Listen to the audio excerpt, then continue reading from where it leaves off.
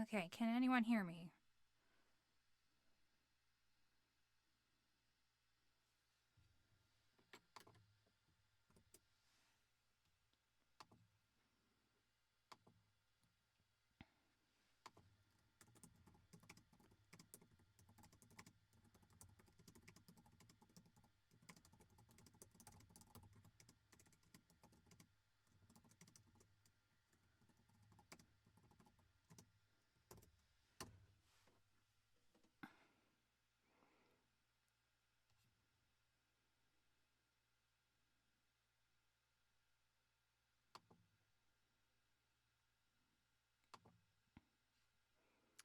Hopefully it's working now. Let me know if you guys can see me. Well, not see me, but see my cute little black and white thumbnail here.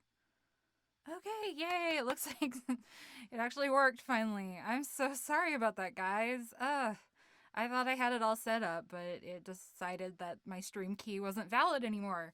So, welcome in. Hi, guys. Thanks so much for coming. Um, yeah, so this is my very first stream, and I'm kind of nervous, but I think that whole thing was frustrating enough that it kind of calmed me down. So, how are you guys doing?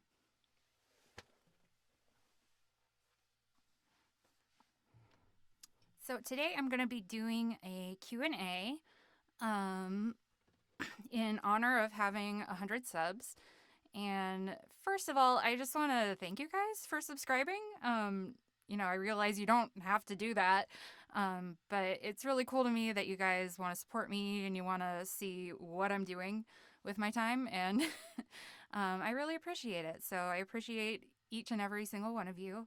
And thank you for coming today. So I'm going to answer some questions that I got on Twitter. I already got several, but also I'll be checking the chat if anybody wants to ask any questions there. So let me see. Where are my Twitter bookmarks? I'm feeling so old right now. Like I literally don't know what I'm doing. Okay, so my first question comes from Agent Fluffy, and before I get the question, I'd like to plug her channel. She is a very prolific voice actress and very talented. Um, she does a lot of comic dubs and fanfic readings, so you should definitely go check out her channel. Actually, the first project I ever did that actually got done and got posted was with Agent Fluffy. And she's really professional, really great to work with. So definitely check out her channel. So her question is, how did you get started on your voice acting? Well, I would say that it's actually always something that I've kind of wanted to do. I remember when I was a little kid, I watched a lot of Looney Tunes. I mean, who didn't? And I remember, I don't know when I saw a documentary on Mel Blanc, but, and of course, he did all the voices for the Looney Tunes characters. And I just remember, his nickname sticking in my head, which was Man of a Thousand Voices. And I remember I must have been like 6 or 7, and I was like, I want to be the woman of a thousand voices. Like, that sounds so cool.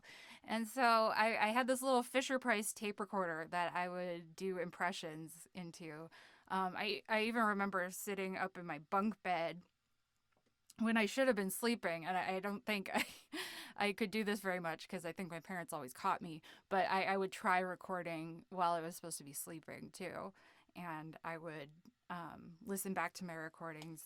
I remember not really liking how my voice sounded, but of course, when you're 6 or 7, you're not going to be that good yet. But when I heard it in my head, it just sounded amazing.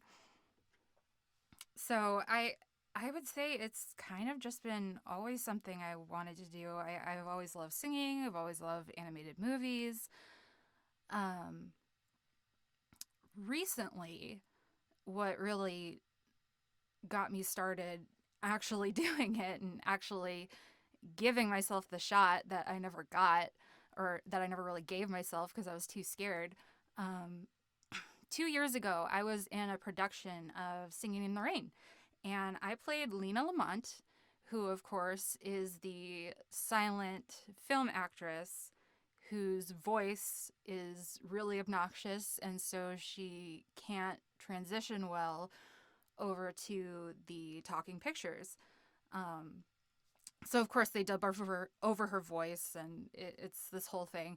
But I realized that what I really love doing is the obnoxious voices and the squeaky voices and the funny voices, and I love singing and all of that. So I've done theater all my life, but as much as I like dressing up in the costumes and portraying a character physically, I think what I really love is having people listen to me. Um, that's the kind of acting I like to do. So hopefully that answers the question. Sorry if I'm a little long-winded here. I'll wait to answer Blue 15 Bomber's questions until I know he's in here, because I know he had to go to tutoring. But he is definitely my biggest supporter. Definitely go check out Blue 15 Bomber's channel. That's the channel that we're doing all of the redub of the Scooter Tricks, the abridged, on there. So I get to play all the main six and Mare in that one, and I've had a lot of fun so far. I just finished sending in my lines for episode 3, so hopefully that'll be done soon. So you guys can see it. But ever since I saw Friendship is Witchcraft, way back when it was still going, when I was first in the fandom, I've always wanted to do all of the main six in an abridged series. So this has been like a really neat opportunity, because I could never write one of those, and I could never edit one of those, but getting to redub and kind of reimagine one of those has been really fun. Okay, next question comes from Gary the Neutral.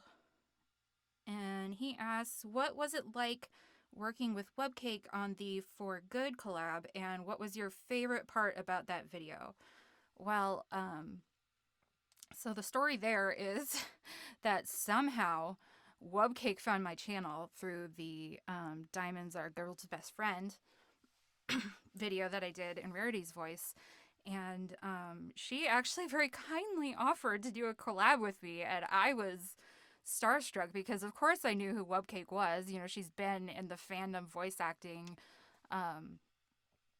for so long, and she's like, internet famous, basically. So I was really thrilled when she asked me if I wanted to do a collab. And so For Good was actually probably the first idea that came to mind, but I was so nervous to ask her. It took me almost a month, I think, to actually, because I was like, no, maybe I should think of something else. I don't know if that is a little cheesy, but I couldn't think of anything else. So I finally approached her with it, and she said, yeah, I've been wanting to cover that song for a while. So of course we did Sunset Shimmer and Twilight Sparkle. Which I think the hardest part coming up with something to do with her is that she's so good at all the voices that I'm like, anything I could come up with, I'm like, I kind of rather just hear it in her voices. But I did my best as Twilight Sparkle. And so we did For Good from Wicked. And I think once I approached her with it, it actually only took about a week before we were done with it.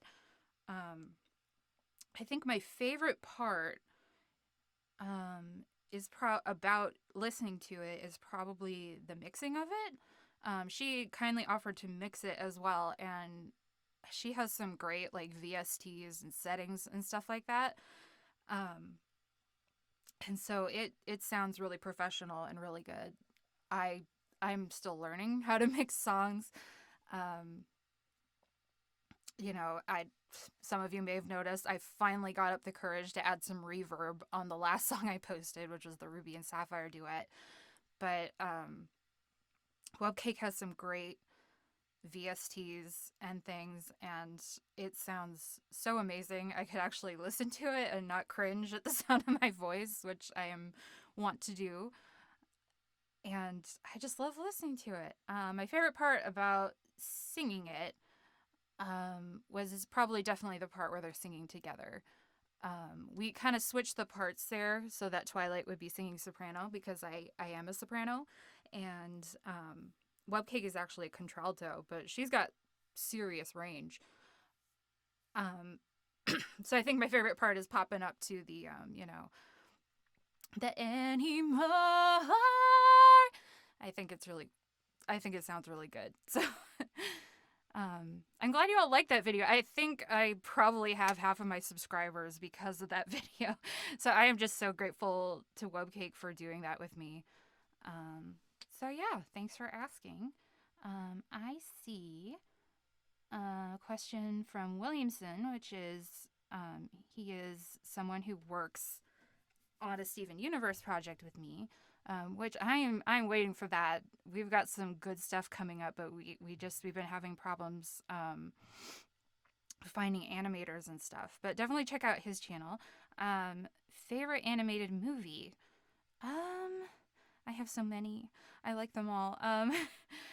I guess I'll change the question a little bit to favorite Disney movie, just because that narrows it down a little bit. I love a bunch of like DreamWorks stuff, like Prince of Egypt and Anastasia were definitely like my childhood. But in terms of favorite Disney movie, I would say Hercules was definitely my favorite. From a critical standpoint, I would say that Mulan is probably the best, in my opinion, Disney movie, and I still think that.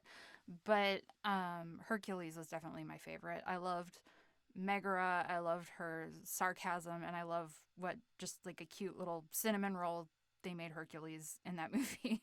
I think it's really great.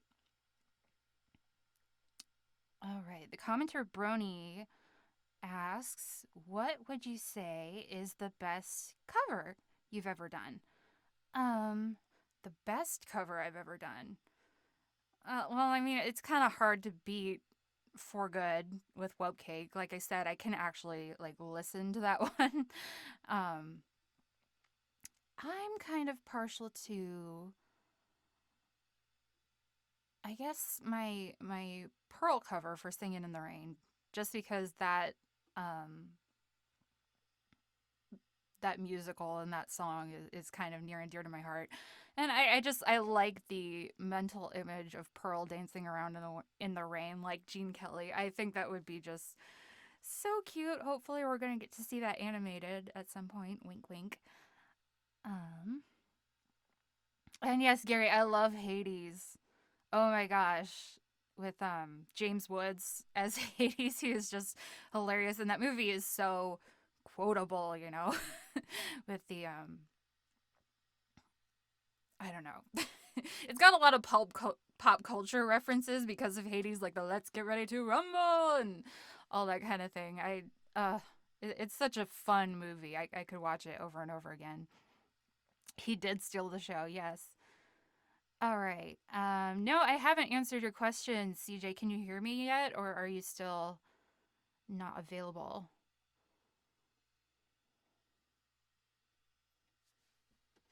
We'll wait a second for his answer.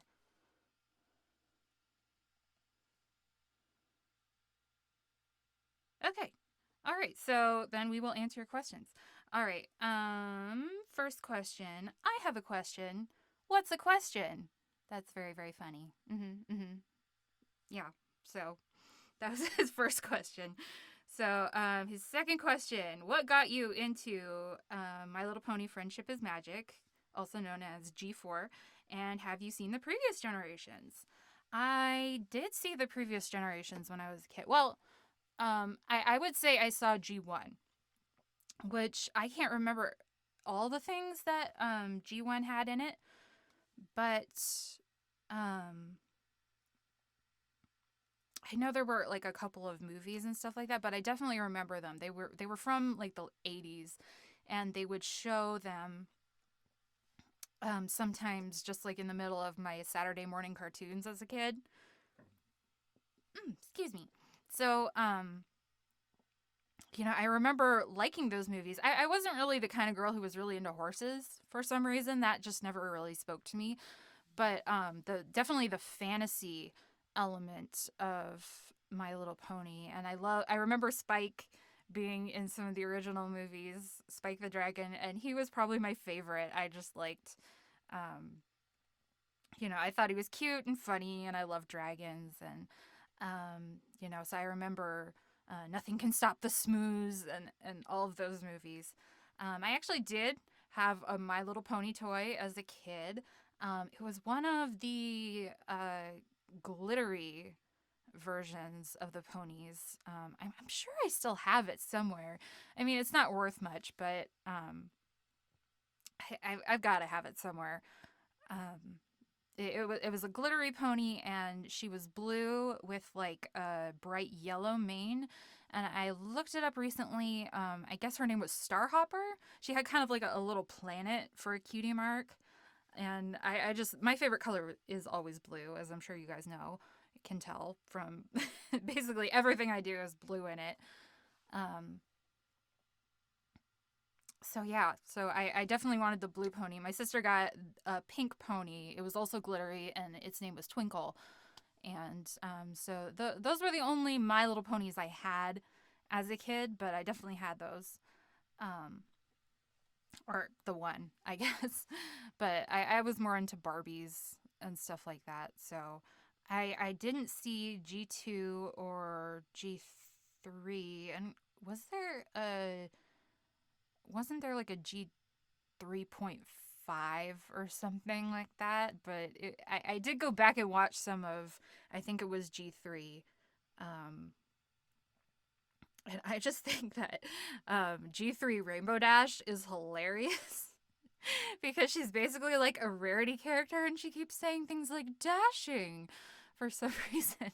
And it doesn't work for her name, really. I'm so glad they changed it in G4 because Rainbow Dash sounds like really athletic, I think. So why was she like this weird fashionista character? I don't know. But so what got me into G4 was my sister. And this was, gosh, was I just out of college? I had just graduated college. That's kind of embarrassing. But I usually rely on my sister for finding stuff that she knows I'm going to like, and then she shows it to me. So she was watching My Little Pony for a while, and she was like, "You have got to see this episode. It has a character in it that you're just really gonna love." And I was in a creative slump recently. She's a writer, by the way.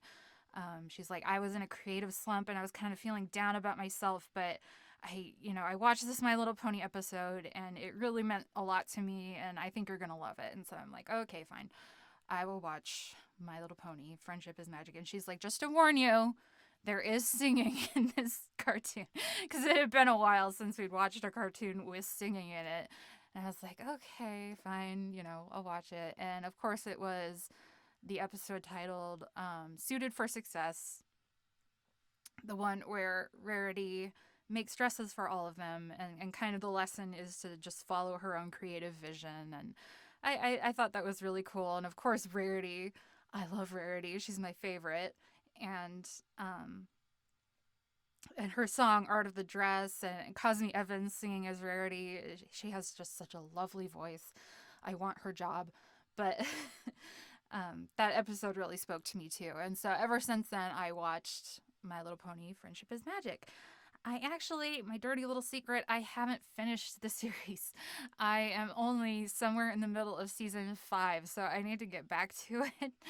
Um, but definitely it is one of my favorite series. I cosplayed a lot from it. Actually, seeing Rarity kind of inspired me to start sewing, which was always something I wanted to do. And so I started cosplay because of Rarity. I'd cosplayed before, but I'd always purchased costumes, and they were always kind of half done. They weren't, actually like the characters. So, yeah. So that was a really cool kind of backstory. I really loved the music. And then a year later in another play I was in, a musical, a production of The Music Man, I met somebody who was really, really into My Little Pony, and she kind of got me all excited about it and stuff. So I'm really grateful to her too, because she actually, we did a group cosplay and she was my Twilight Sparkle. So that was really fun. It was really cool meeting people kind of in the height of the brony um, popularity, and people knew what I was talking about, and I could draw them pictures and stuff, so that was cool. All right, Blue 15 Bomber's next question is, what do you remember when you got the role of Pinky and Rarity for How Could You Rarity that you did for Agent Fluffy?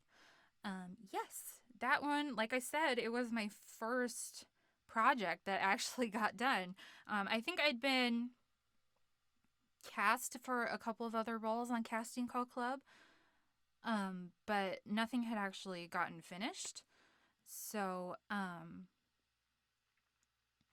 so yeah, I was really glad to work with her, and like she was definitely one of the most professional people I've worked with. She was just really lovely to work with. I was super nervous because she had me redo one of my lines for Pinkie Pie for the audition. I was like, oh my gosh, did I screw up?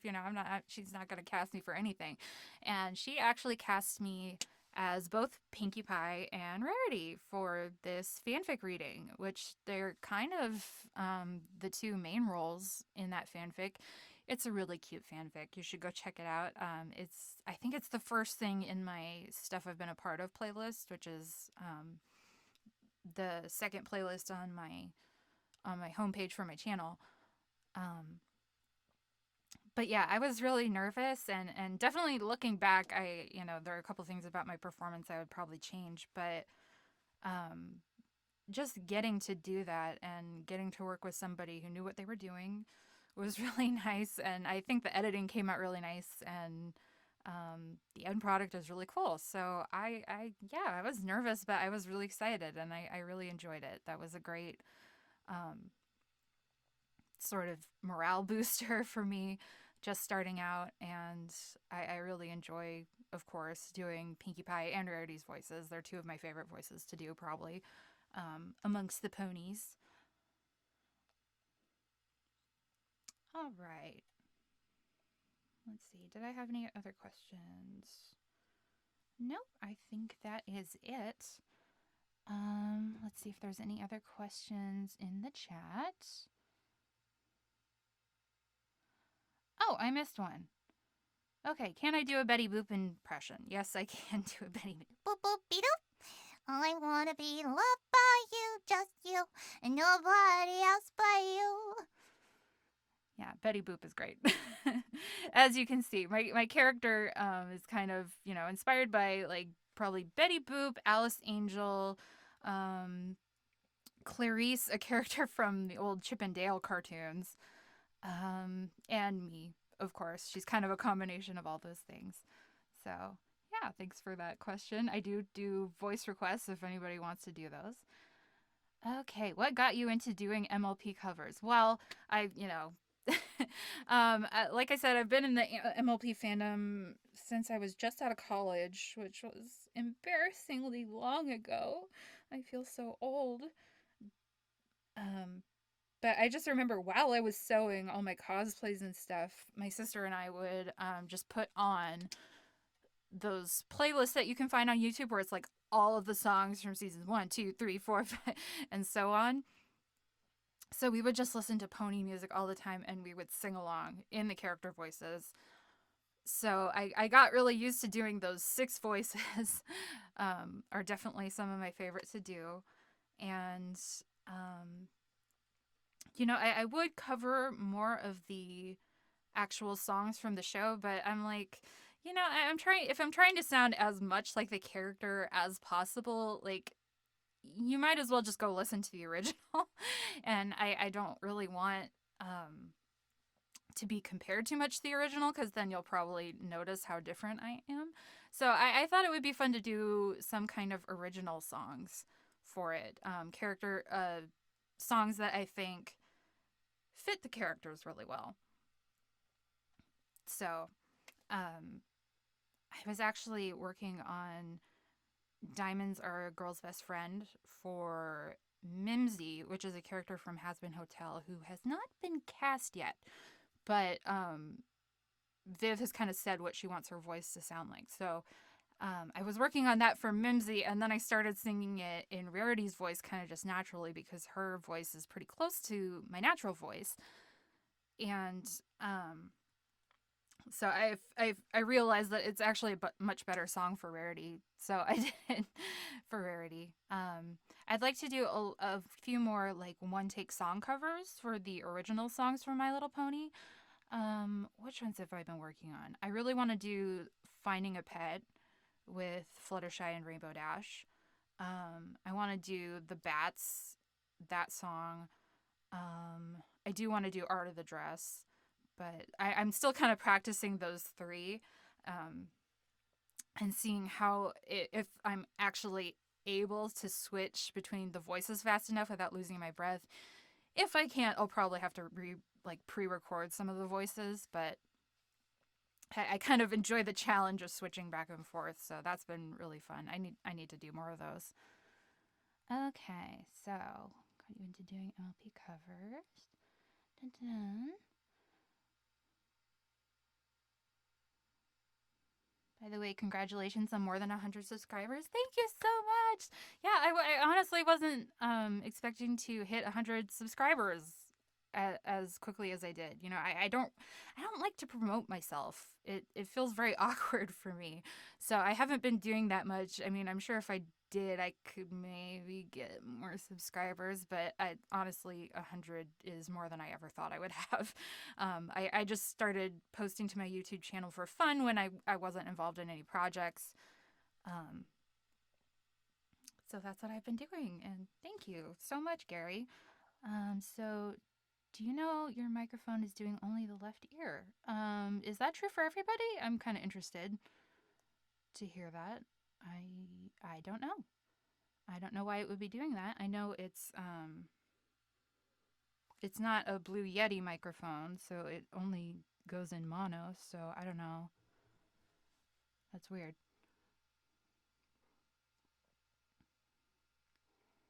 All right. How did you get the roles for the main six in the Scooter Tricks redub, and who is your favorite to voice? Thank you, Trash Can. Well, Blue 15 Bomber, who is in the chat, who you can see, he posted a casting call on castingcall.club, which is a great website for starting out. There's a lot of fun fan projects on there. There's a couple paid projects, but it's mostly fan projects, I would say. And I feel like the interface is really easy to send in your auditions. And I think it's really cool. Let me check my settings really quick. What is it doing?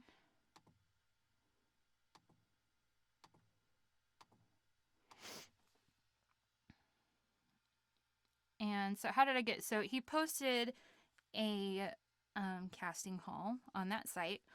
And I auditioned, of course, for all six of them because I've been doing their voices. You know, I'm better at some than others, but I've been doing their voices since college. And he very kindly cast me as all six characters, which I was not expecting. So it's been a lot of work, but it's been a lot of fun to kind of keep exploring their voices and trying to make the jokes work. Because Jack, of course, the original director and editor and voice actor for most of Scooter Tricks, uh, he does kind of unique voices for each of them. And Mayor Mare, yes, thank you. I got cast for Mayor Mare as well. Um, so he does very unique voices for all of them, and it's been fun to kind of try to find a voice that's in between. I probably lean a little too much towards just doing the character voice from the show, but his jokes really hold up anyway. But I will always say that Jack will be funnier than me when it comes to the original will always be the best, but it's been fun to kind of reimagine it. So yeah, I've been cast in as all six, and Blue 15 Bomber is definitely one of my biggest supporters. So that's been like a great boost for me to work with him. And I think it's going really well. I'm really excited to see episode 3 come out. Who is my favorite to voice? I would say in Scooter Tricks, I would say Pinkie Pie. I'm really looking forward to voicing Pinkie Pie in some of the later episodes where it gets kind of weird. And I'm excited to, start arguing with the captions and stuff like that. I think Pinkie Pie in Scooter Tricks is a really fun character. So yeah, Pinkie Pie is definitely one of my favorite to do. Okay, how did you learn to sing, or what were some techniques that really helped you? Well, I definitely took voice lessons in high school, and I think that helped a lot. The main things that teacher taught me was probably um, she classically trained me. I definitely did a lot of opera style stuff for her. Um, and she taught me to sing really loud. She would constantly be telling me to be louder and louder, which was awkward for me because I was not used to singing loud. I was used to singing really quiet, like around the house and stuff, so I wouldn't bother anybody. But she really pulled out my natural voice, and I used to have a lot higher notes. I think I've lost some of the ones in the really, really upper register. She used to cast me as kind of like a coloratura soprano. I don't know if any of you know who that is, or what that is, sorry. But it's definitely like the highest soprano. Now I think I'm just kind of more of a lyric soprano, which is kind of in the mid range, a little more towards the high. But um, yeah, that's definitely my forte. What are some techniques? Warm ups are always very good. She had one kind of funny one, which was you kind of scrape your tongue against your top teeth, kind of as you're doing scales. So it's kind of like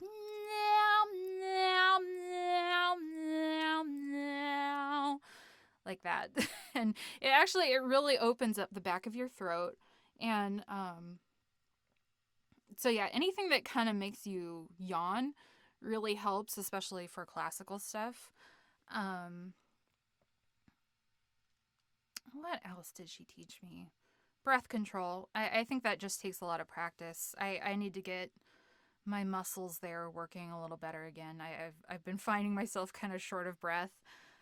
So definitely, yeah, practice breath control. Do your warm ups. I've been kind of bad at doing that. And then I think the other thing for me is really take care of your head voice. Most people, for guys, they kind of call it falsetto, but for most people, they try to stay in chest voice for modern songs, and then you'll find that there's a break in your voice where you're trying to go up to the higher register. And if the low notes on your higher register, if this makes sense, if you don't work those out a lot, if you're always trying to use chest voice in those notes are always going to come out really weak when you try to do it in your upper register. So I would say definitely practice actually going into your upper register as much as possible, because then, whether you're doing those notes in the sort of breathy higher upper register or in the belty chest voice, it's going to be strong if you have practice doing both. But most people only do one or the other for those certain notes that are like right on your break. And there's a thing called mixing, which I apparently do without even thinking about it, where you're kind of using both, but you'll still find that there's that tension right around. I know for sopranos like me, it's right around the A above middle C. There will be a lot of tension there where you're trying to go up into your head voice. So I would definitely practice doing both falsetto and chest voice as much as possible, because it really helps to have that upper register when you need it.